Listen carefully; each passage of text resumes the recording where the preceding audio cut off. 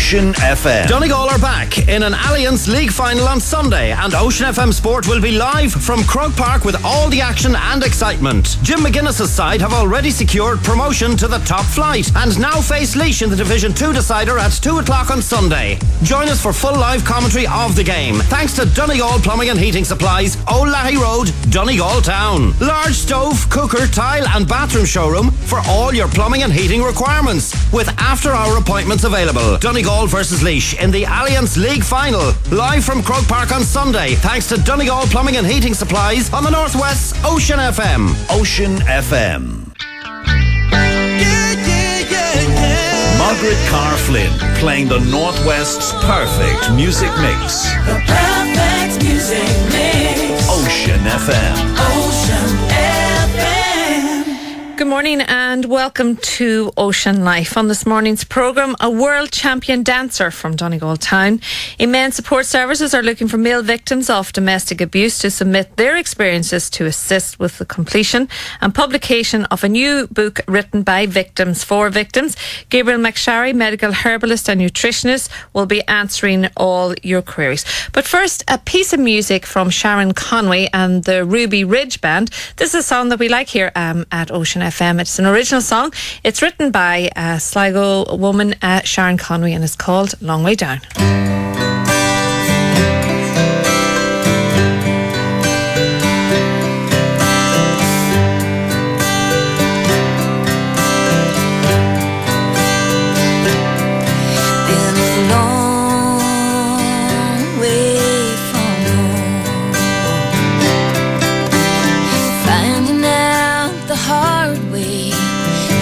Make it all on your own.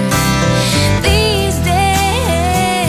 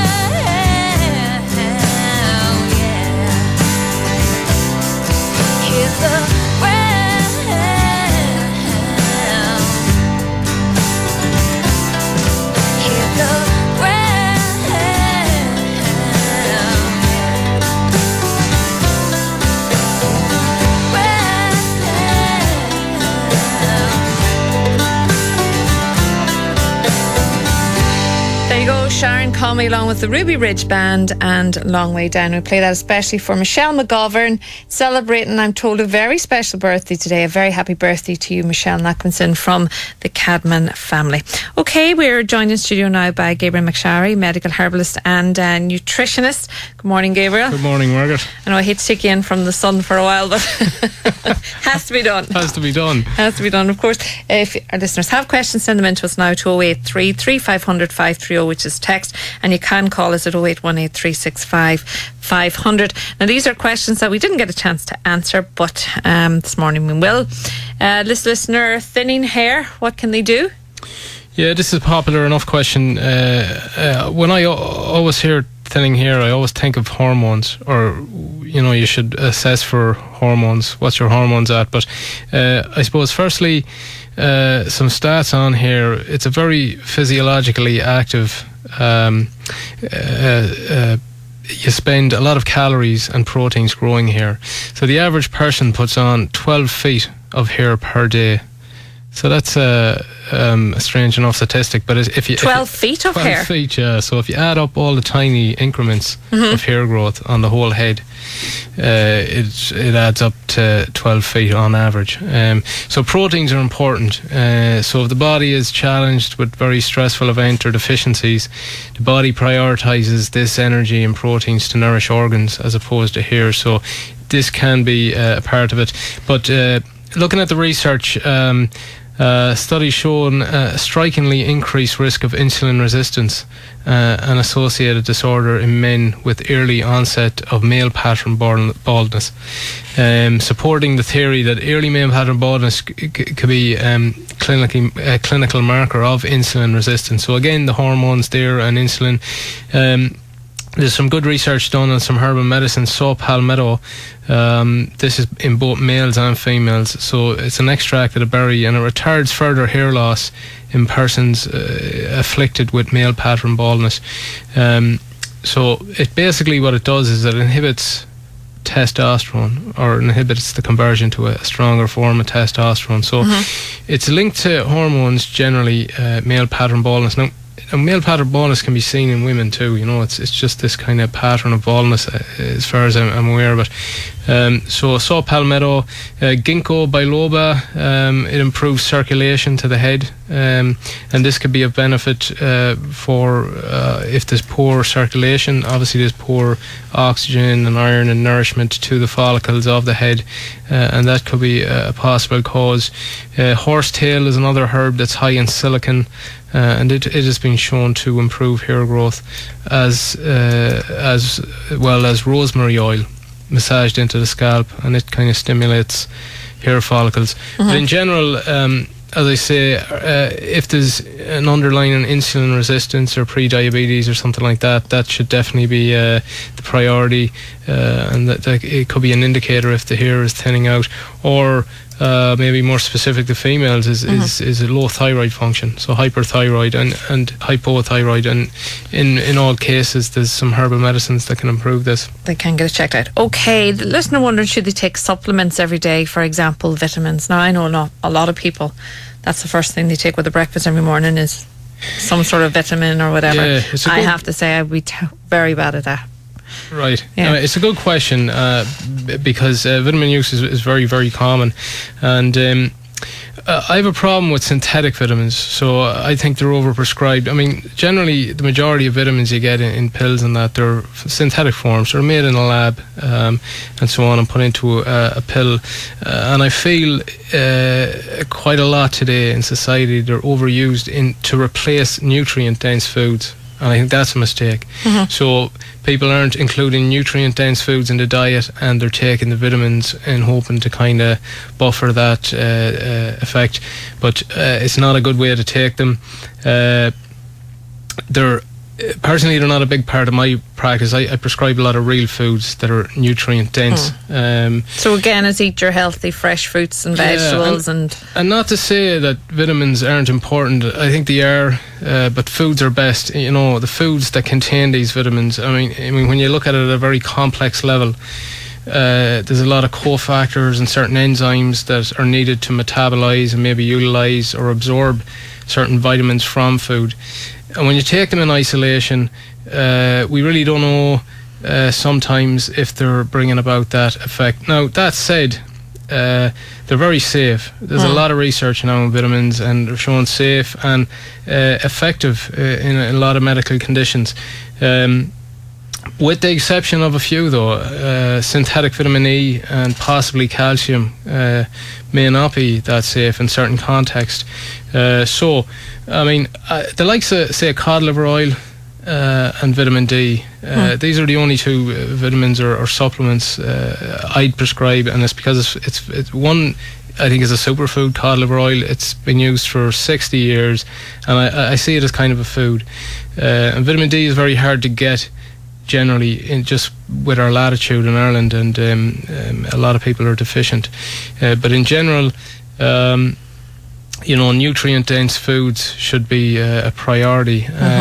Herbs, on the other hand, like, I mean, when you talk about supplements, there's herbs and supplements, and I think they're different in that herbs on a daily basis can be great in context. So I kind of see herbs as an extension of the diet, and for things like, I suppose, low thyroid, or if you're under stress or menopausal or PMS or common ailments like that, herbs can be really good to add to the daily regime. To your regime. And, traditionally, and for, hundreds and thousands of years, they've been used in cooking, turmeric, ginger, all these are really beneficial herbs, anti-cancer and so on. But the key, I think, instead of using them as a treatment in high dose or potentiated, we should really use them on a daily basis in small amounts. Over time, we really reap the benefits, Okay. And they can be great to flavour food as well, naturally and healthy, All right, this listener says they're tired all the time. They had their bloods checked, but they can't find anything wrong. So what should they do? This is probably the most common question I get asked, or complaint, about being tired all the time. And here, really, I'd need to take a full case history and medical history, and assess diet and lifestyle, age, gender. All these things are very important to be able to give more relevant recommendations. So, generally, I'd say ring the clinic here, but it's going to be diet and lifestyle related, possibly hormonal, maybe environmental. Also, allergies can really take down the energy big time. If the immune system is constantly fighting allergies, I mean, your energy won't be great at all. Right. So, but the bloods, they've had their bloods done. They aren't showing anything. So, as you say, it could be lifestyle and. Yeah, definitely. I mean, I wonder, did they have a full blood workup for hormones and stuff? That'd be relevant. I mean, but you'd need a full history on that one. Yeah, definitely. Too, like, energy can be affected by a lot of things, as I mentioned there, and it can be different for everyone. There's not one thing that's really the same for everybody. That's affecting everyone's. So if someone's deficient in certain nutrients, definitely, probably the most common one, the likes of B12 and iron, and that, maybe for people who are vegans or vegetarians, sometimes go, and that is a very poor effect on energy. Yet, other people who are under chronic stress, their energy is going to be low. Other people who have insomnia, who can't sleep right, their energy is going to be low. And in all cases, the treatment is different. Okay, this listener has a badly sprained foot. He can only walk on the side of his foot. Can you recommend anything? I remember years ago, an old lady used to have the cure of the sprain. Yeah, well, I'd say definitely rest, and elevate it, and Epsom salts baths or hot baths, and then maybe run cold on it. But definitely rest and elevate it. It's something that we really forget about these days. But you've suffered an injury or a trauma, and you should really rest it for a number of days, and don't do any sports. Real energetic. Stay off it and see how it goes. And I mean, if it's persistent after a few weeks, then maybe seek, maybe get an x-ray, see is it more than sprain and so on, Okay. Listener had gallstones which have been removed. How can they prevent them from coming back, or do they come back? Yeah, they can recur. I feel the biggest offender here today with gallstones is a low-fat diet rhetoric. So basically, if you understand how the gallbladder works, it's a storage facility for bile that's produced in the liver. And the reason we need it is when we eat fats, we need bile to break it down in the gut to absorb the fatty acids and stuff like that. So as the food comes in through the mouth or somewhere in the digestive tract, it sends a signal down, and the gallbladder kind of spits out a bit of bile, and it's mixed with the food, and it breaks down the fats. So gallstones predominantly are made out of solidified bile or fats or cholesterol, and because they've accumulated in the gallbladder, because the gallbladder's become sluggish, so it's not kind of working enough, and what brings about this is going on a low-fat diet. So if you go on really low-fat diets, the gallbladder is going to become sluggish, probably accumulate bile, and it can lead to stones over time. It doesn't happen in a couple of weeks. It takes a long time to happen. I mean, if you've got stones removed, and the reason you were in the first place was you were getting digestive problems or pain in that area, so it's generally, it's called the epigastric area, so in the middle, and sometimes it decusses round to the back or it defers, but it could also be coming from the digestive tract itself, so cramps, and it may not have anything to do with the gallbladder. So there's a lot of research there to show that people who've had pain and they get the gallbladder out, the pain doesn't go away. Possibly the problem might have been in the digestive tract. So it's something to look at. Yeah, well, the likes of probiotics, like if you have gas and wind and flatulence, maybe altered bowel function, diarrhea, constipation, then look at treating the bowel. So probiotics, get all the sugars, all processed sugars and processed foods out of the diet, and see how that goes for a month or two. Okay. All right, Gabriel McSharry, medical herbalist and nutritionist, thanks a million for joining us, and of course you're back again with us next